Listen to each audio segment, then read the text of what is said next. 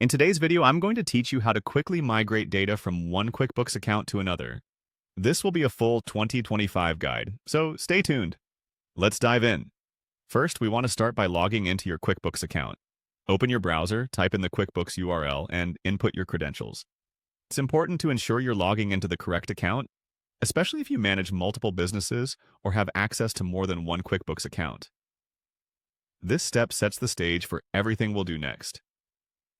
Once you've successfully logged into QuickBooks, you should find yourself on the home page. Now let's move to the top right corner of your screen, where you'll see an icon that looks like a gear. This is your settings icon.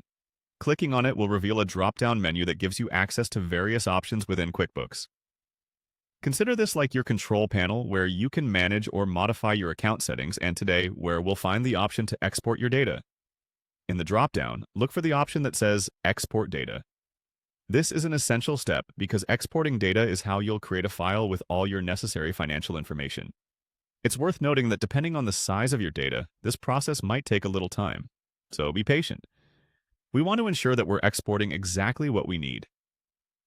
Alright, now that you've clicked Export Data, you'll be directed to a page that outlines what information can be exported. Here, you'll see the various categories, usually including lists, reports, transactions, and more. Choose what suits your needs. Be diligent to check the boxes of the information you want to migrate to your new QuickBooks account. If you're uncertain about what data you'll need later, it's usually better to export more rather than less to ensure you have everything. Once you've selected the data you want to export, look for the Export button. Typically, you'll find it at the bottom of the page.